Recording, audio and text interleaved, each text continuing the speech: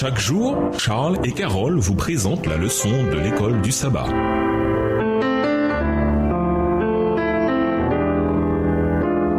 Bienvenue à votre émission. Dieu nous parle. Nous voilà la leçon de jeudi. Autre question sur la prière. Pourquoi prier alors que Dieu sait déjà tout? Pourquoi doit-on prier alors que Dieu est omniscient? Ellen White donne l'explication suivante. Non pas que la prière soit nécessaire pour instruire Dieu de ce qui nous concerne, mais elle nous met à même de le recevoir. La prière ne fait pas descendre Dieu jusqu'à nous. Elle nous élève jusqu'à lui. Extrait du livre Le meilleur chemin, page 91, écrit par Ellen G. White. En effet, Dieu connaît nos désirs et nos besoins, et il peut aussi discerner les moindres intentions de notre cœur. Pourtant, la prière est bonne pour nous. Elle nous invite à faire une pause dans l'agitation de nos vies, à reconnaître que Dieu est souverain sur toutes choses et à venir à ses pieds. Quand nous invitons Dieu à le faire, il peut également agir et ouvrir des portes. Le Saint-Esprit intercède pour nous quand nous ne savons pas comment prier. Romains 8, versets 26 et 27. Pourquoi prier quand tout va bien? L'autonomie et l'orgueil peuvent être les plus grands obstacles à une vie de prière solide. Si nous réalisions à quel point nous avons besoin de Dieu, nous viendrions à lui bien plus souvent. Les anges qui sont parfaits adorent Dieu. Pourquoi penser que nous autres, humains pécheurs, en aurions moins besoin? Que disent Matthieu 5, le verset 6 et Ésaïe 44, le verset 3 sur cette réalité? Matthieu 5, verset 6. Heureux ceux qui ont faim et soif de la justice, car ils seront rassasiés. Ésaïe 44, verset 3, car je répandrai des eaux sur le sol altéré et des ruisseaux sur la terre desséchée. Je répandrai mon esprit sur ta race et ma bénédiction sur tes rejetons. Quel est le rôle de la foi dans la prière? Lisons Hébreux 11, verset 6, puis méditons sur ces paroles. La prière et la foi ont des liens étroits et doivent être étudiés ensemble. Il y a dans la prière de la foi une science divine à laquelle doit accéder celui qui veut réussir sa vie. Le Christ a dit, tout ce que vous demandez en priant, croyez que vous l'avez reçu et cela vous sera accordé. Bien sûr, nos demandes doivent être en harmonie avec la volonté de Dieu. Nous devons rechercher ce qu'il a promis et utiliser ce que nous recevons selon son vouloir. Dans ces conditions, sa promesse est sans équivoque. Nous n'avons à attendre aucune manifestation extérieure de la bénédiction divine. Extrait du livre Éducation à la page 290, écrit par Ellen G. White. Hébreux 11, verset 6. Or, sans la foi, il est impossible de lui être agréable, car il faut que celui qui s'approche de Dieu croit que Dieu existe et qu'il est le rémunérateur de ceux qui le cherchent. Avec qui prier? Avant tout, prions en privé, juste Dieu et nous, car la prière et l'étude de la Bible sont les éléments vitaux de votre relation avec Dieu. Consacrez du temps à sonder votre cœur tandis que vous parlez à Dieu et que vous l'écoutez. Matthieu 6, verset 6. Prions également avec nos familles ou en petits groupes. Acte 12, verset 12. Car là où 2 ou 3 sont réunis, Dieu est là. Matthieu 18, verset 20. Enfin, prions avec nos assemblées. Jacques 5, verset 13 à 16. Ces 3 types de prières sont importants. Comment écouter? La prière ne se limite pas à parler à Dieu. Laissons-le aussi nous émonder et nous parler. Pour cela, rien ne vaut la lecture et l'étude de la Bible associée à la prière dans vos temps de méditation personnelle. Prenez garde à ne pas faire le vide dans vos pensées, ni à les écouter, mais sondez plutôt la Bible. Parmi tous les points évoqués ci-dessus, lesquels sont les plus difficiles pour vous? Au revoir. Et à demain si Dieu veut.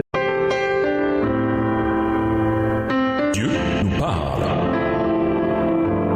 Chaque jour, Charles et Carole vous présentent la leçon de l'école du sabbat.